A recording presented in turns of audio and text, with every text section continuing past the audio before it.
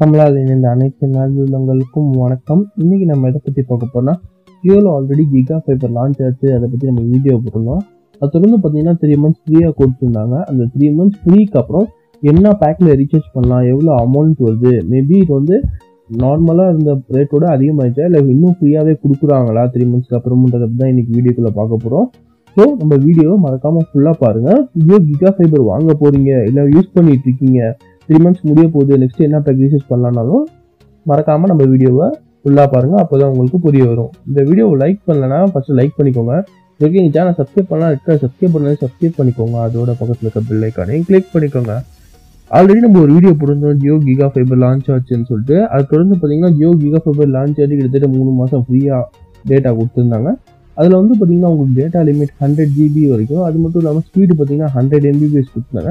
But ஆனால் இது எல்லா சிட்டிஸ்க்கும் எல்லா ஸ்டேட்ஸ்க்கும் அப்ளிகபிள் இல்லை.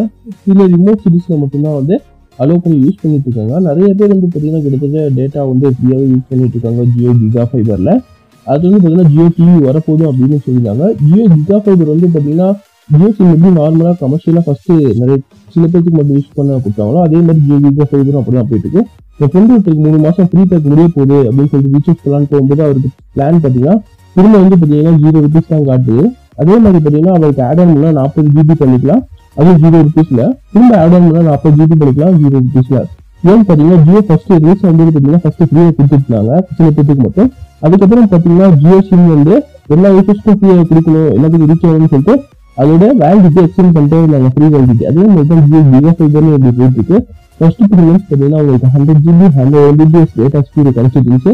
அது வந்து பார்த்தீங்கன்னா 3 months முடிஞ்சு என்ன பேக் ரீசார்ஜ் பண்ணலாம் அப்படின்னு சொல்லிட்டு கஸ்டமர்ஸ் வந்து மெசேஜ் பண்ணோன்னே டேரக்டா ஜியோல ஒரு ரிப்ளை வந்து என்னன்னு பார்த்தீங்கன்னா உங்களுக்கு 0 rupeesல பார்த்தீங்கன்னா 40 GB டேட்டா வருது. இந்த பிளான் வந்து பார்த்தீங்கன்னா நீங்கள் ஆட் ஆனால் 40 GB யூஸ் பண்ணிட்டே இருக்கலாம்.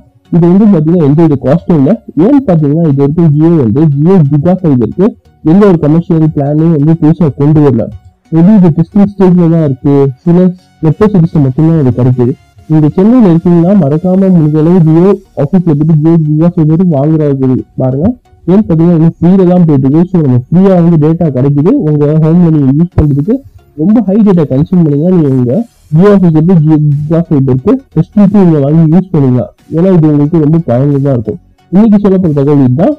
வீடியோ முடிச்சா லைக் பண்ணுங்க, பிடிக்கலாம் டிஸ்கிரைப் பண்ணுங்க. எங்க சேனல்ல உங்க ஃப்ரெண்ட்ஸ் எல்லாத்துக்கும் மறக்காம ஷேர் பண்ணுங்க, சப்ஸ்கிரைப் பண்ணுங்க.